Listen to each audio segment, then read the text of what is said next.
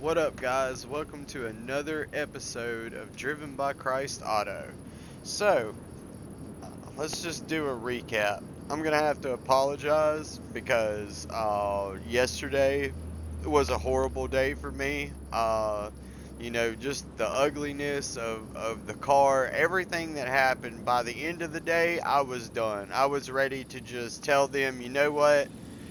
It's on the house. Take your cursed car and get it off of my property. But you're going to have days like that. And I paid for it. I had some trials yesterday. Some things went wrong in my life yesterday because of the way that I acted. Uh, shouldn't have done it. That's all there is to it. Whenever we get in those moods, you got to be quick to catch yourself. And, we're going to have trials. But, I had some things go wrong on me yesterday. Don't have to really get into them. I've done prayed. I done repented. Or it's a new day. So let's start out the day, good with a message from our Lord.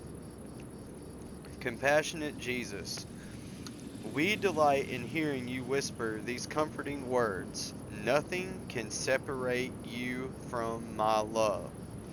As we relax in your presence, this great feeling trickles through our minds and into our hearts and souls. Whenever we start to feel fearful or anxious, please remind us to pray this promise back to you. Nothing can separate me from your love, Jesus. Absolutely nothing. Much of mankind's misery, including feeling unloved, in the middle of the bad circumstances, it is easy to feel as if your love has been withdrawn and we have no one to love us. This feeling of abandonment can be worse. Uh, Wait a minute. This feeling of abandonment can be worse than anything we can imagine. So, at that moment. So, we're grateful for your reassurance that you will never abandon us, even momentarily. We are encouraged by these promises in your word. I will not leave you or forsake you. I have engraved you on the palms of my hands. Lord, we rejoice in knowing that your presence watches over us continually. In your loving name, Jesus. Amen.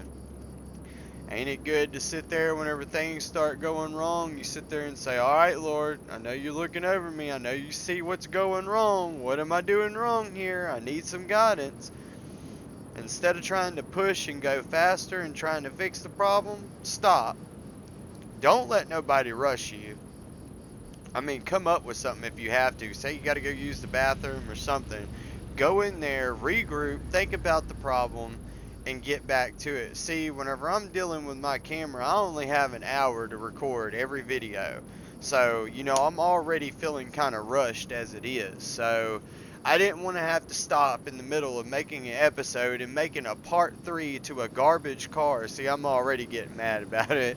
To a car that they were being picky over. Like, they didn't even have to pay for these modifications. I did it out of my own money, and they're like, oh no, we don't want them blessings. But there will be people in the world like that. They will refuse the blessings of Jesus Christ and continue to live their horrible life and just wonder why everything's going wrong. Guys, that's the answer. But Jesus is your answer to every problem that you have and everything good in your life. He is not the cause of it, He is the answer to it. If it is something good, then He is the cause of that. Because if the devil had his way, like, we would be eating poop as soon as we wake up in the morning, if we even woke up in the morning. He just wants to kill us all. But because we are God's creation, and I don't know what took place before all of that, but apparently it wasn't good. Whenever I get to heaven, I'll ask, hey, what was going on, whenever you created the earth and the heavens, and, that's just stuff that we'll never know until we get there. But anyways, let's go ahead and get this, I think today is Thursday or Friday. Dang, I don't forgot which day of the week it is. It really don't matter, guys. Let's just go in here and get it started. I think it is. Friday though. Um. Yeah. Yeah. Okay. Yeah, it's Friday because I got so aggravated I didn't even come into work Thursday. So normally on Fridays, we get a customer vehicle. Saturdays is the day that we work on our car. If a customer vehicle takes, more than an hour, uh, there's a part two, and we really haven't had a chance to work on our car yet this week. So, but let's see what we got going on with our customer for today. Uh-oh. We got a '83 Corolla GT. These are famous drift cars.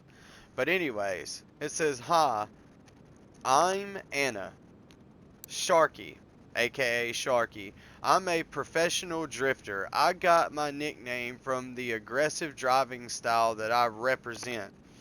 As you may have guessed, the costs are irrelevant to me, at least when it comes to motorsports. The mechanic from my team was overwhelmed by the work and took leave overnight. But the cars won't prepare themselves.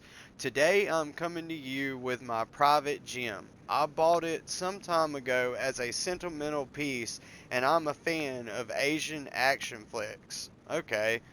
We'll just call it a '86 Corolla, or this Corolla is my synonym of Japanese classic. To me, it's quite rare example, but it has been through enough. I saved it from a junkyard. Now you have to restore it to working condition. Uh, Dang, they're kind of telling me what I'm going to do, but for now, if I manage to return in it on four wheels, I'll be satisfied.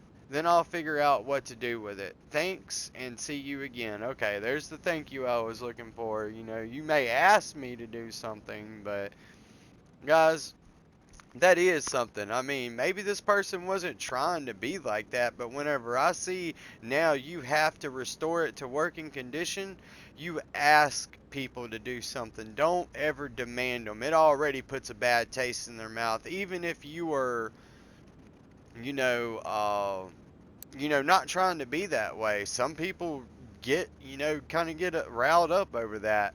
I'm one of them people. Because I try to treat people with respect and ask them to do something. Now, as for children, it's a different thing. Parents out there, if you are you are the prime in that household, the kids answer to you. You can be nice to them and ask them to do something, but if they do not want to do what you tell them, then yes, you have to be forceful and let them know, look, you're fixing to do this or you're fixing to pay the consequences. But somebody that is your equal, another adult, even somebody older than you, we're not talking about children here, ask them to do something. It goes a lot further than demanding. But anyways, we're going to go ahead and get Jamie to call up this,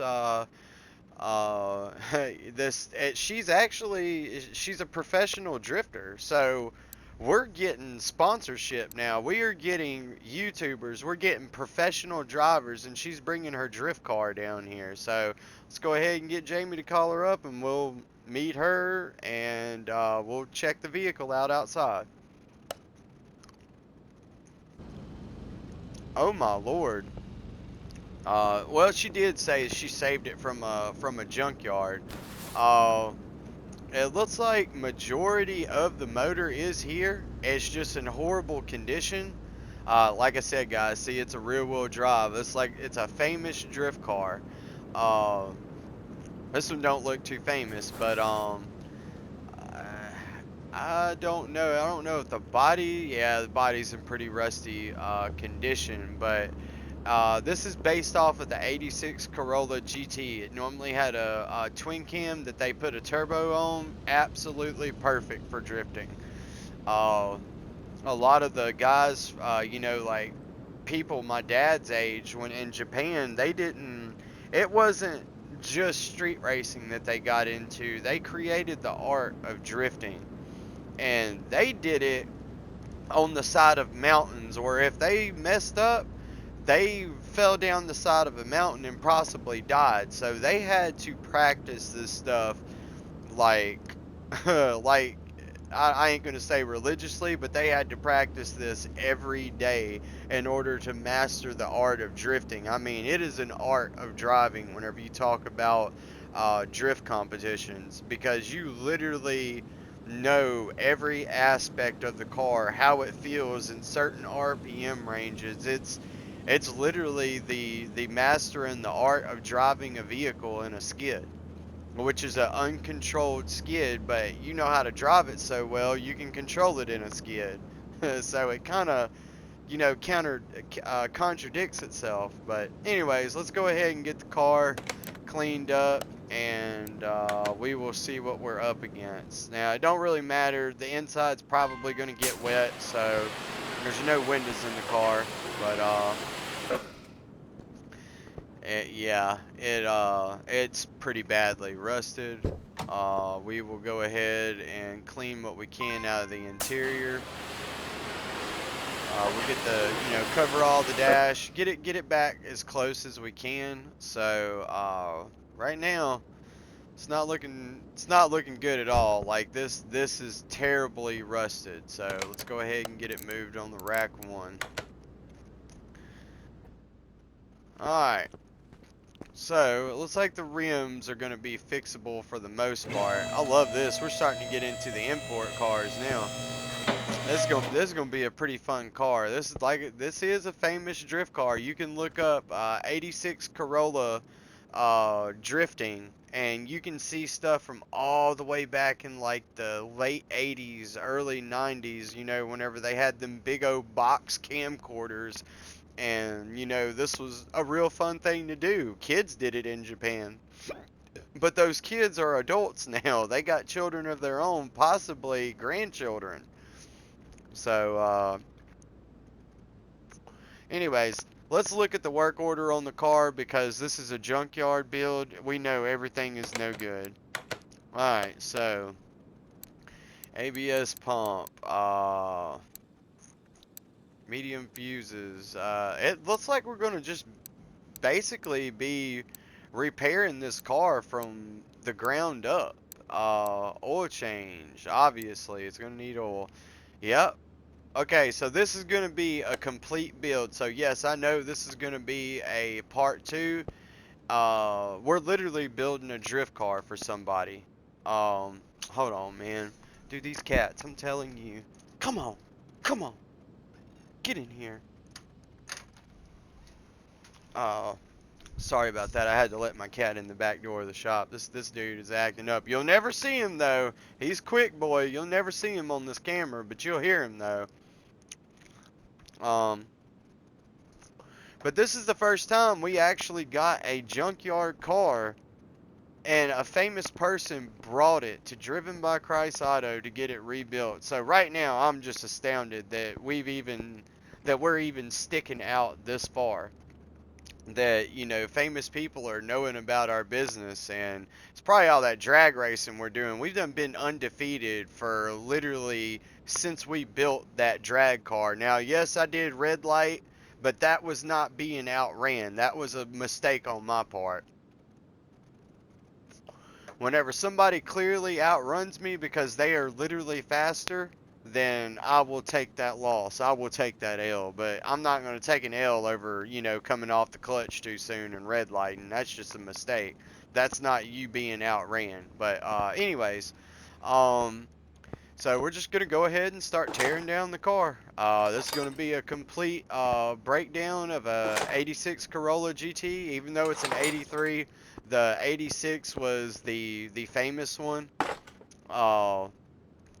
So we're just going to call it an 86 Corolla GT drift build. So this is going to be pretty fun. I actually like these cars. These cars are really easy to work on.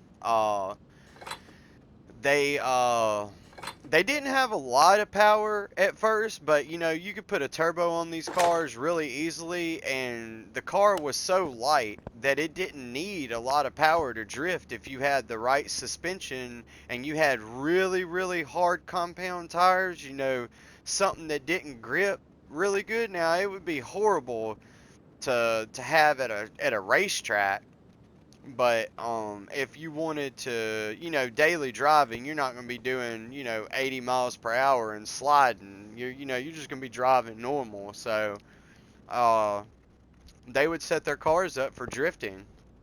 But anyways, it's really fun. I love watching drifting on YouTube because it is literally the the utmost art of controlling a vehicle. It's not just driving. You are literally controlling this car in a skid. You got to know how to brake, what RPM, what gear, how to take your foot and hit the brake and the gas pedal and clutch, you know, just simultaneously. It's an art. That's all I can say.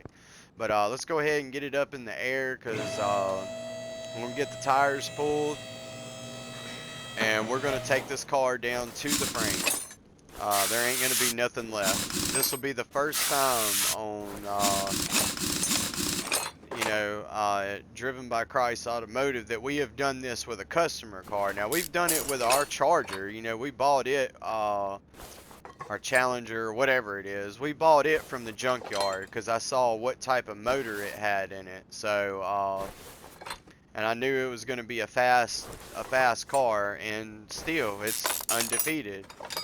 You know, only in Jesus' name is that going on, but, you know, we're thankful for it, so it definitely brings in an income. So we're going to work on this car, you know, until we get ready to go to lunch, and we're going to go head down to the drag strip at lunchtime, and we're going to get a few passes in, you know, at least get about 3 good races in, and then we'll come back. They don't take that long. They're $1,000 for an entry fee, so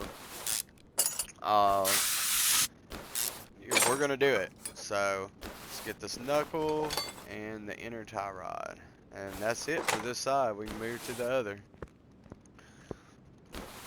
I'm trying to think of some more history on this car. I really don't know a whole lot about it. I just know it's probably like one of the most famous drift cars. Not the most, but one of the most famous drift cars. It was the one that they started using in the very beginning. Then, you know, you had the Nissan 180s and the Silvias and all these rare JDM cars. Then you had the Skyline GTR that was rear-wheel drive. It was, as long as it was rear-wheel drive or all-wheel drive, you could drift with it.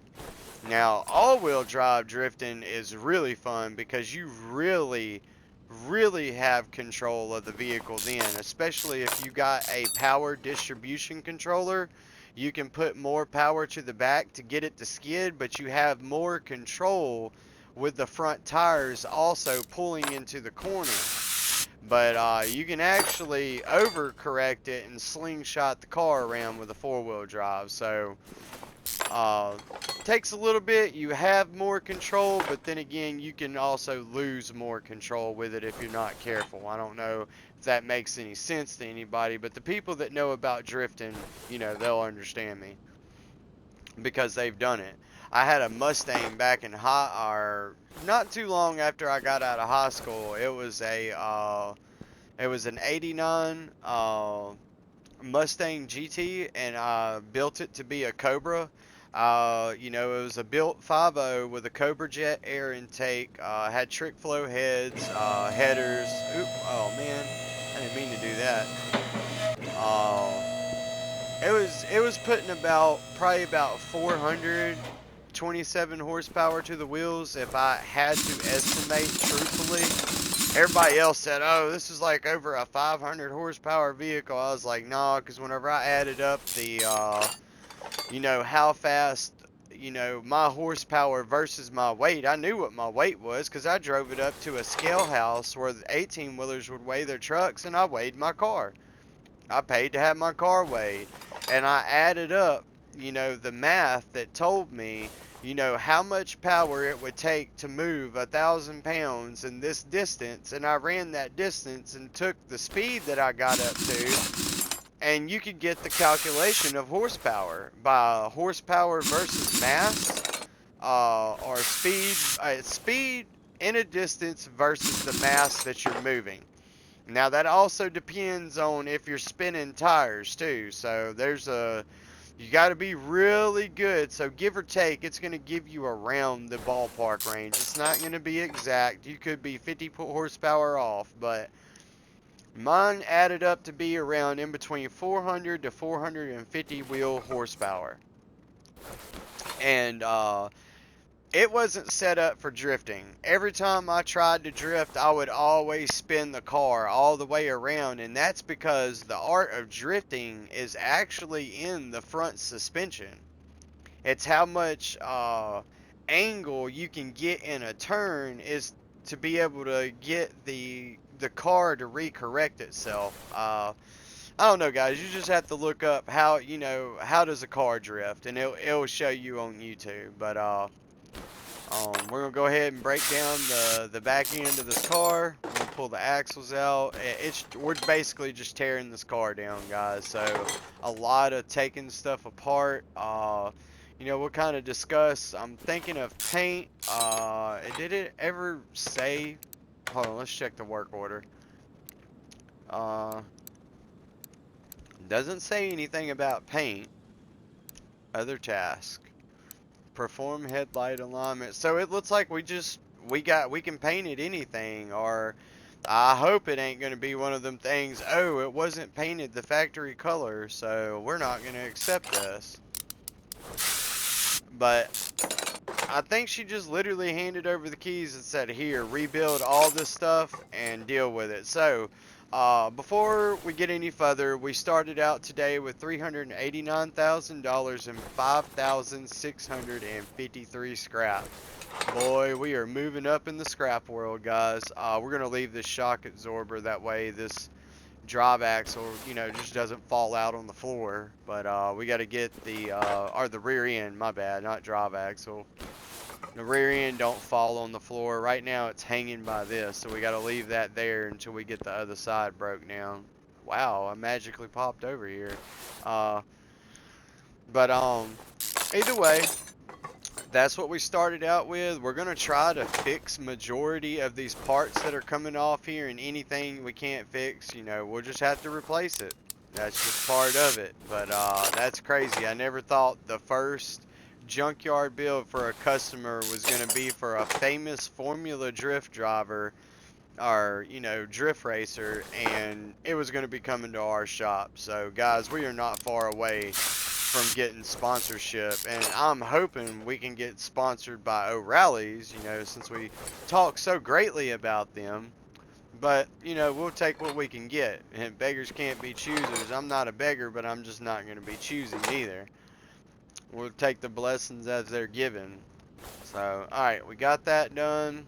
We're going to go ahead and start pulling off the exhaust, because all this is going to be a race exhaust anyways. We're not going to use any of this stuff, and we already got a catalytic converter.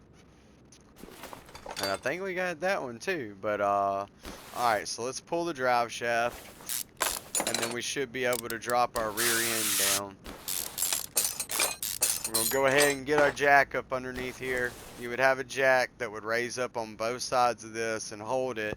That way you can undo the shock absorbers and let this rear end down, because it would actually be hanging down already because there's nothing holding it up.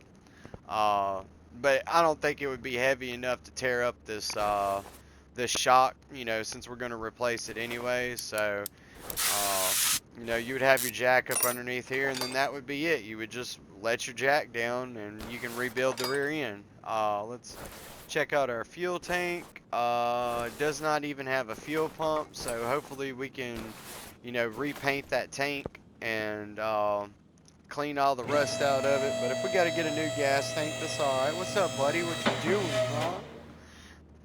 You want me to pet you? It's okay, I gotta get back to work. Here, get on somewhere, move. Alright, thank you. But we're gonna go ahead and dang, you know what? Well, either way, I had to pull the starter from here to get the transmission off. So let's go ahead and get the transmission off, and we'll be ready to pull a motor.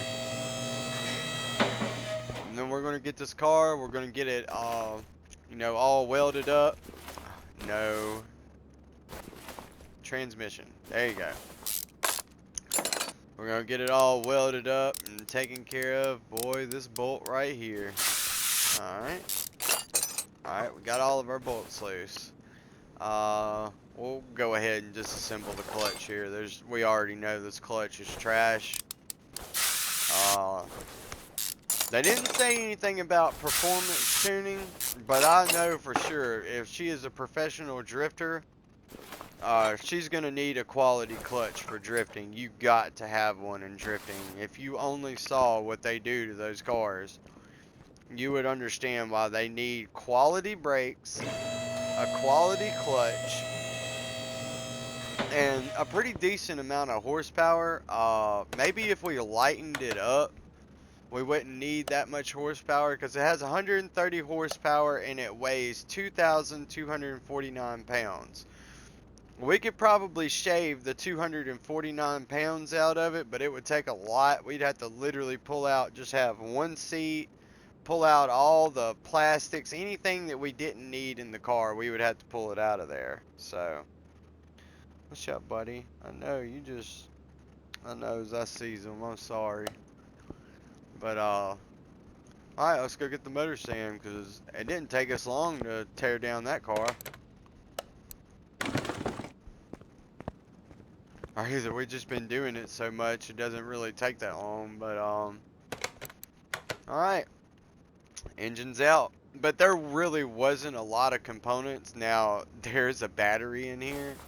I do not know what condition the battery was at 18%. This thing is a lifesaver, guys. This thing can bring back, like, literally a 1% battery. It's going to bring it back. We're going to pull it out, clean the lead acid mat. They got mats inside the battery, and you can look up how a battery works, how it stores energy. But if you can go in there and clean the battery out with a good acid, and you know, go back in, connect your poles, do all that, you can actually rebuild a battery and make it work. Just most people don't know how to do it.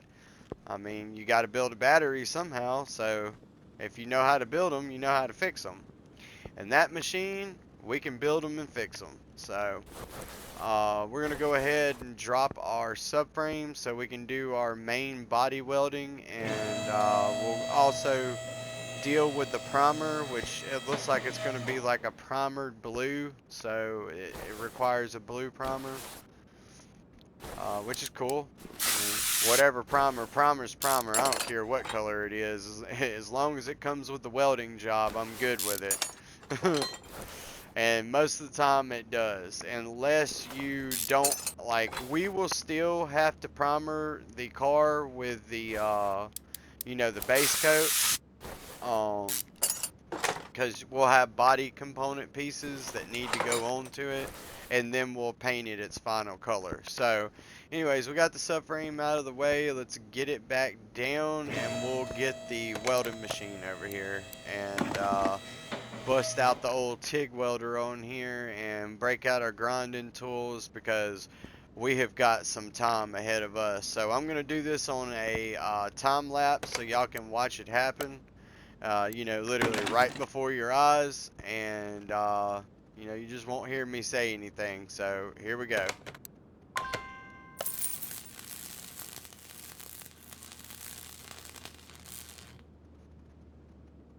Alright guys, so we got done welding it. I know y'all saw all the sparking everywhere, so just pretend me moving so fast that you couldn't even see me doing all this work, but it's done now. So anyways, we're gonna move this over here, and it is getting pretty close to lunchtime already, guys. We got about 30 more minutes and then it'll be lunchtime. So it literally took us all morning to do the grinding and the welding and the primering spray, the spray primer.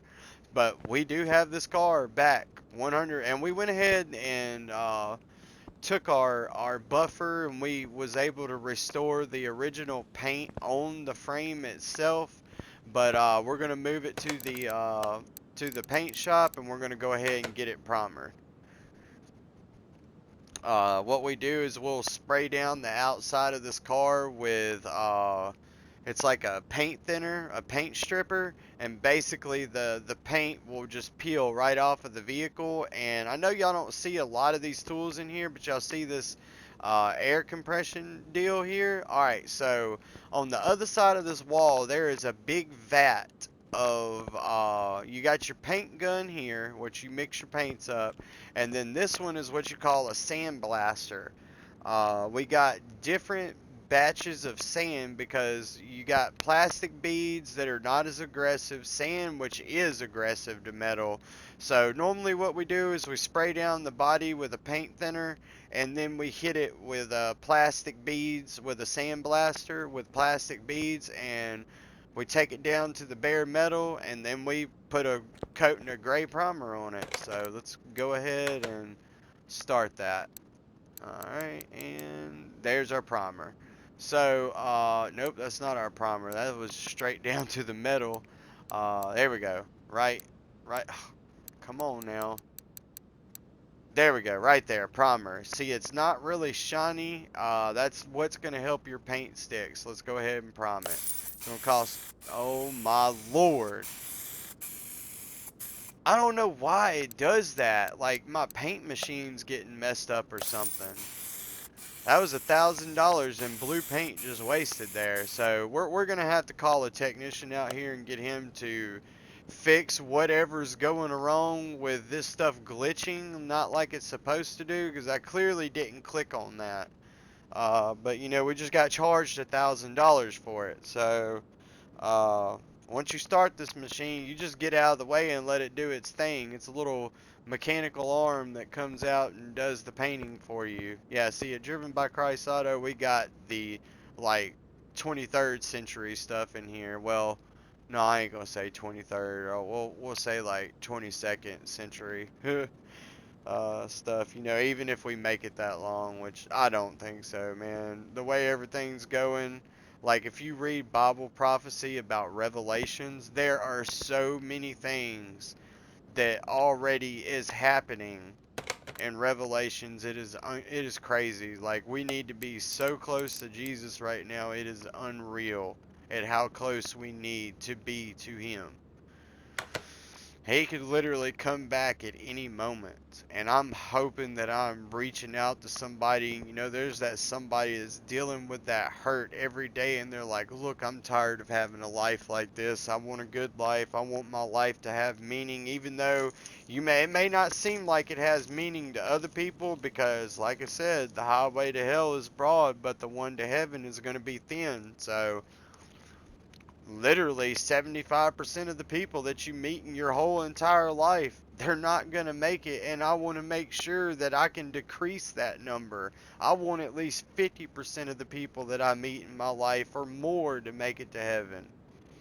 I mean, who's going to turn down eternal life, guys? I mean, if you're thinking that, oh, we just live and die, like, that really sucks. Like, not being able to look forward to something. But the thing is, the reason why people believe in stuff like that is because they don't see Jesus working in their life, because they haven't accepted him. I did not see a difference until things went so wrong, and I was like, you know what, I'm like, if you're real, step into my life and show me, and I will dedicate 100% to you. As soon as I believed in him and understand the why he wasn't helping me out in my life, and I said I would dedicate 100% to you, the following day I saw a movement.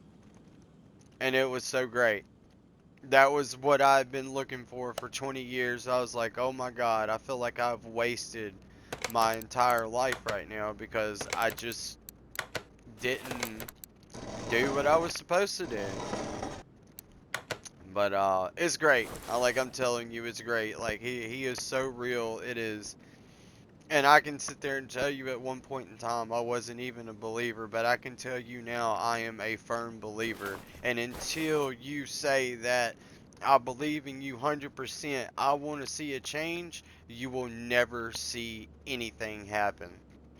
You'll have little clues, but they'll be so small you won't even pay attention to it because you'll be so wound up in money in the world, you will not see the little clues until you lose everything. You know, eventually, he has a way of getting your attention, and he did me. Whenever I lost everything, I was like, wow, what did I do? I didn't do anything wrong. I was helping people with a shop. That ain't what I was doing it for. You know, I was helping people, but I was in for it for the money. I didn't screw people over, but I was in for the money. I was not worried about Jesus, even though I was treating people fairly. Well, because I didn't have him ahead of my business in my day, my business fell apart because I never would have learned. I just would have kept chasing after money. Maybe not would have been a bad person. You know, I was helping people. I wasn't cheating them or doing anything like that. But I never would have made it to heaven anyway. So what was the point? You can't take none of this with you. None of it. But just saying Jesus Christ is my Lord and Savior and believing in it, get your name in the book. And it don't matter how many times you mess up after that. I mean, as long as you're really trying to do better and follow the commandments, there's going to be times that stuff happens that it just happens. You can't help it. And that is what Jesus is there for. He forgives us for that. He knew that nobody was going to be perfect. Nobody can expect somebody to be perfect. Never. And if you are expecting that, get ready for failure. That's all I can say. Like, you're going to fail. You're never going to get somebody to be perfect. I even find faults with Jamie all the time. I mean, I love the girl to death, but she is still not a perfect person. Not even for me. That girl gets on my nerves a lot. So, and I know I get on her nerves a lot. But overall, we still love each other. And that's the thing. We get on God's nerves a lot. But because Jesus loves us, you know, he paid the sacrifice for our sins, we are forgiven. Even though we aggravate God because we don't listen. And we do dumb stuff that makes him very mad. Jesus is like the parent that's like, whoop, hold up. I know you're ready to beat the crap out of this kid, but hold on. This is my kid. Like whenever mama steps in, whenever daddy maybe has overdone it and maybe went a little bit too far with the butt whooping and mama steps in, and I know y'all have seen this where whenever mama steps in and she's done had enough, oh, she'll put daddy in his place real quick. You know, unless he's just an abusive person and he smacks her down to the floor, then you know he ain't no better than nobody else. He just needs to go to jail. But you know, what's fair is fair. You know, if you're in there whooping the crap out of a kid and it's a little bit beyond the point of discipline, oh yeah, expect mama to come into there. But God has a tendency to do that. He flooded the earth and killed everybody. Tribulation is not going to be a cakewalk. It's going to be worse than the flood. Whenever Moses went to the mountain to write the 10 Commandments, they were having a big old party whenever he got back, and these were his chosen people. And he killed 2/3 of them. Or was it 1/3? It was quite a bit, like thousands of people he killed that night because they were worshiping a golden calf or some dumb idol because they thought Moses had abandoned them, and instead of praying and realized that he was just up there, you know, getting the 10 Commandments, they thought he had abandoned them. So they started partying it up, living like they were in their last days, and he come down from that mountain and saw what was going on, and some of them were living in their last days because they immediately died after that. He burned them up with fire and fury. He literally burned people alive and killed them because they disobeyed him. So understand, Jesus is our friend. God is not very forgiving at all. He is a stern. He's like the the parent that doesn't, that holds you to your wrongs. If you do wrong, that's it. You're just getting it. Jesus is loving. He is like a caring mother that forgives you whenever you do stupid stuff as you're growing up. It may be different in somebody's household. Somebody, that may be the dad and the mom's the stern person. But Jesus is the forgiving person that loves us. And it just saddens me every time I see it. Man, I watched a YouTube video of the story of Jesus and watching what we done to the Son of God. I mean, it still messes me up now. I mean, it really does. And all he was trying to do was just help us.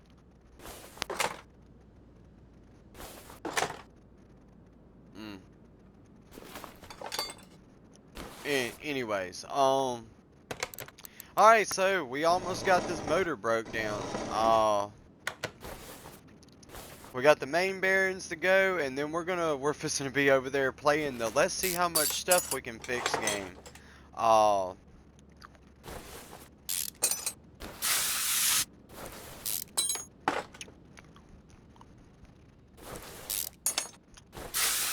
Yeah, every time I think about that, man, it puts me in a dark area. I mean, there's light in it, don't get me wrong, but it's just so upsetting that what we done to him. And then we're forgiven for eternity for it. But, he's not suffering no more. He's with God in heaven. That's over and done with now. We can't go back and change it. And I wouldn't want to go back and change it. That is my ticket into heaven. He loved us enough to do it. He knew what he was going to do before he done it. So, it wasn't like we were doing it against his will. He knew that it had to be done in order for us to make it to heaven, because God was already fed up with us. So, thank you, Jesus, for getting us in there.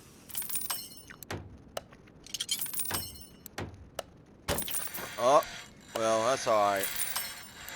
I've literally fixed every brake caliper. There's going to be a lot of stuff to break on this car, guys. I mean, everything was so low, I don't know if I'm going to be able to fix it all. I'm going to try to do my best, though. I'm pretty good at playing this little game. If y'all want to, y'all can skip through this part, and, see what I actually repaired, or you can listen to my conversation. But, either way, plans for this weekend. We are going to start on Project Eclipse, this afternoon, or... Well, the woman, I'll have to message the woman and see if this can, if we can finish this thing and have it ready for Monday, or if she's gonna want it before the weekend. I don't know what she's wanting, because it would be kind of hard to rebuild a car in one day, but I can do it. I've done it, so.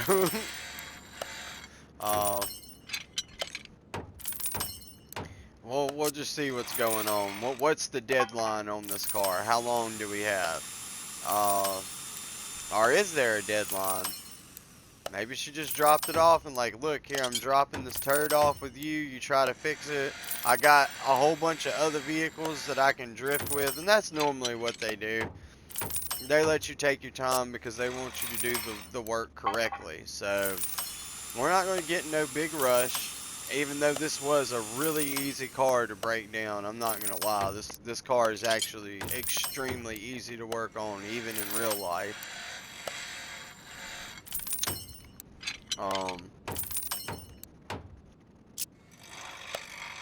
Guys, I'll get back to talking here in just a second. My medicine's dissolving in my mouth, and I have to let it work. Sorry.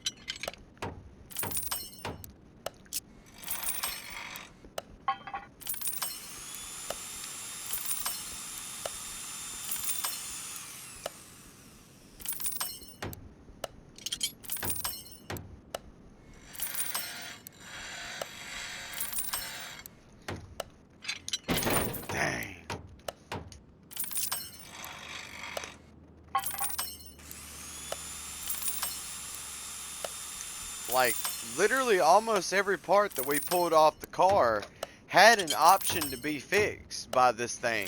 At least the repairable stuff. You know, there's some things that you just gotta buy over. But I've literally fixed almost every part that I pulled off of here besides those parts. Except for one brake caliper, which I got that in stock. We even fixed the block. So there you go. That was pretty cool. We actually fixed a lot of stuff on this thing. So, alright, let's get our block put back up here. We're going to have it flipped upside down. I think we was able to repolish the crank. Yup. We was able to do the main bearings, which we had some of them in stock anyway. So,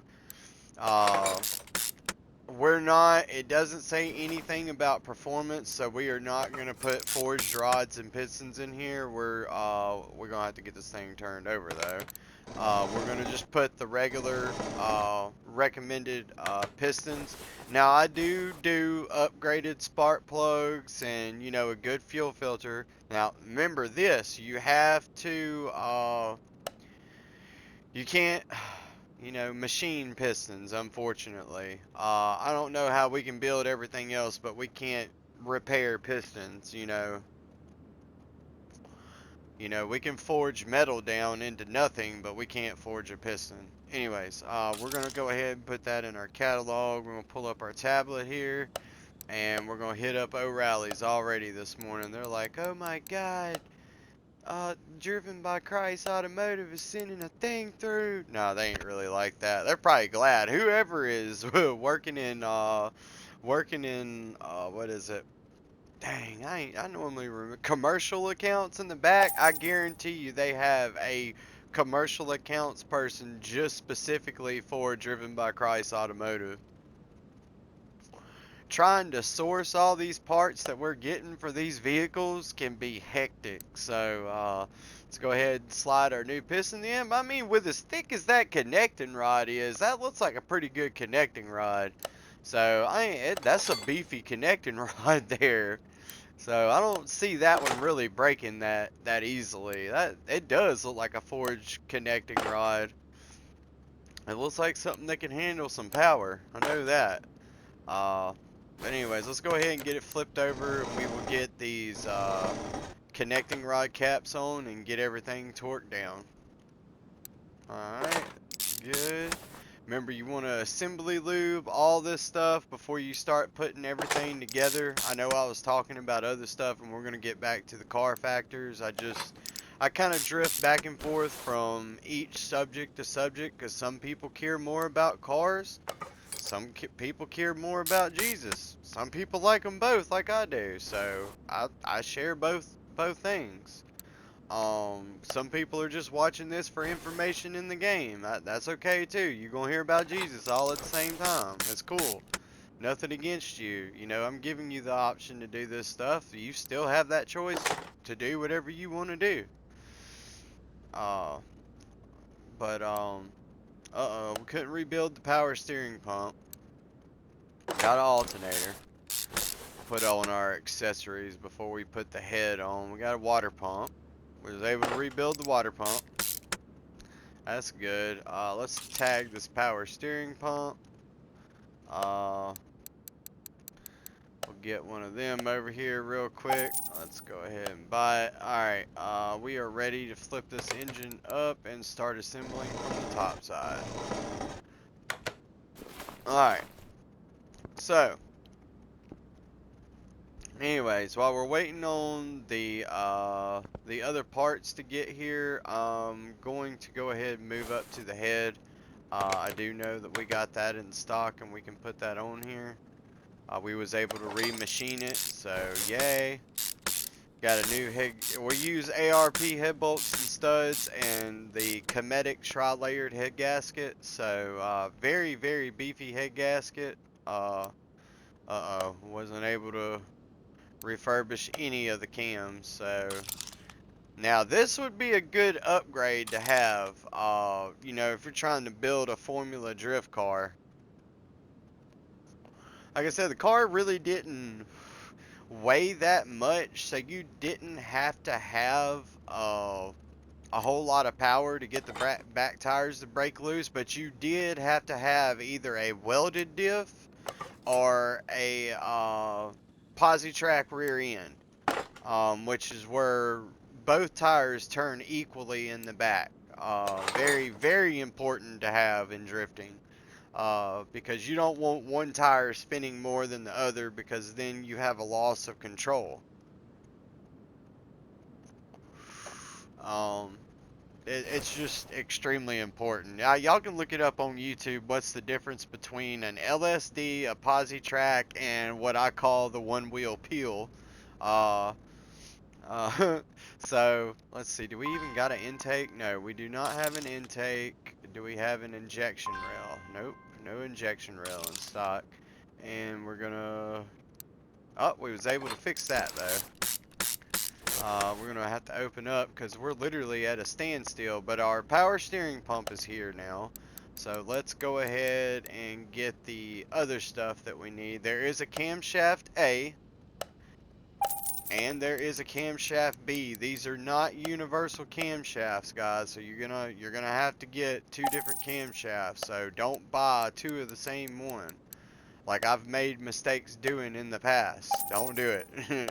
It's a wasted camshaft that I think only works in this engine. So the odds of us coming across another 86 Corolla GT is probably very rare unless we build one, unless everybody starts bringing us their drift cars. You never know. We already got one pretty famous person. Now I do know we got this distributor in stock. I did buy one whenever I went into my electronics menu the other day, and we bought extra, you know, a little bit of everything. See, I got a distributor cap, so yay, that's good. And it won't let us put the wires on until we do the other stuff. So while we're waiting on those parts, let's go over here and we will look through the computer and see what type of interior we want to go with.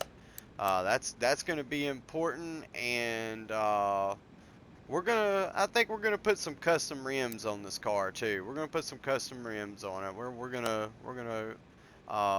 bless these people. Now, if I had a drift car, I like the 5-star rims. I'm always a fan of the 5 stars, and since this car, you know, we're gonna be able to paint it any color. We just did a white vehicle, so I'm thinking on this one, you know, let's do a bright positive color. Let's do you know, just a uplifting color. I don't know what that would be, like, you know, a cool blue, like a blue sky seems pretty good.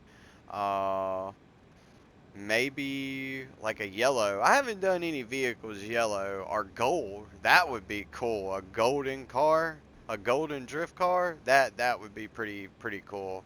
I think we may do that. We may do it. So we'll do black on gold. I do like those rims, but let's get into the import section. These are kind of like the factory rims that were on it. They also use them on Mazdas. We could put some Nissan wheels on it. And we got those. Those are import wheels. It's really hard to choose which wheel that I want to go with. We're going with black and gold. These are kind of a golden looking rim. Let's go for it. We want something that's just going to stand out. We're going to do this. We're going to jump up to an 18-inch wheel. We are gonna add some ET to this.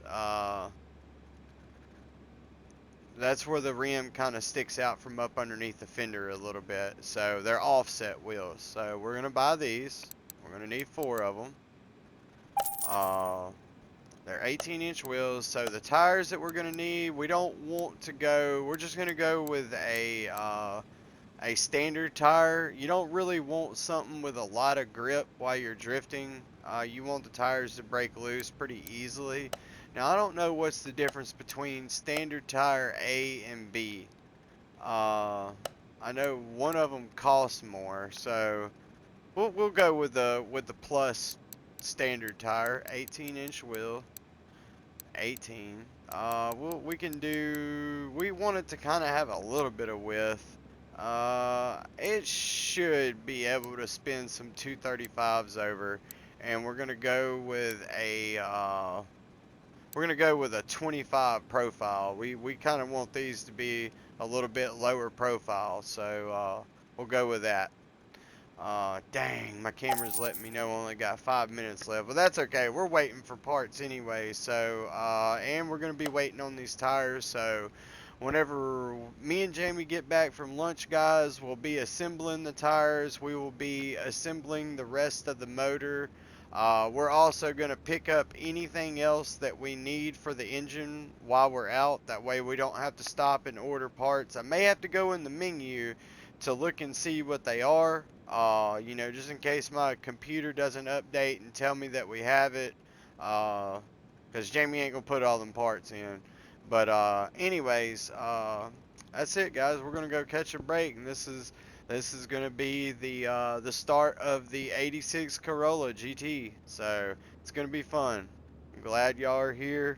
Man, if y'all like this stuff, man, I don't normally ask for anybody to hit the like button or subscribe, but it does let me know. It makes me feel better to let me know, hey, somebody is actually watching this that, you know, enjoys the content, or maybe enjoys what I'm talking about, or maybe helped them in some question that they had in the game, because I pretty much know every aspect of the game, and if I don't know it, I will waste my money to figure out that answer, just so you know, so you don't have to waste your money.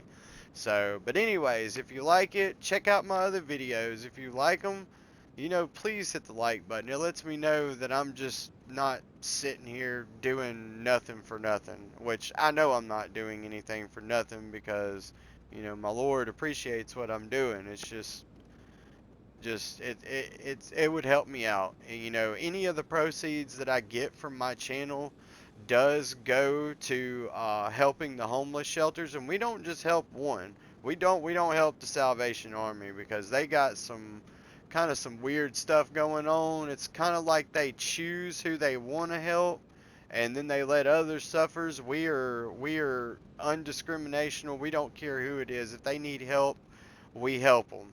We tell them about Jesus. That is our daily goal. Me and my wife are on disability.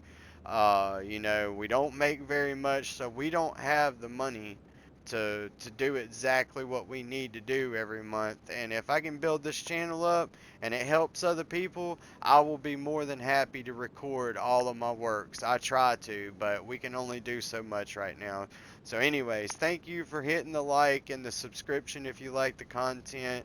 It is very appreciated, and I'm going to get better at making videos. Maybe I'll make an intro, you know, to Driven by Christ Automotive. My son's going to have to show me how to do all that, because I don't know how to do it, and I don't see very well on those computers. So, but if I start getting some likes and I see people liking it, I'll do it. I can come up with a pretty cool intro. But anyways, thanks guys, and we'll catch you on the next episode. We're going to go get some lunch. Later.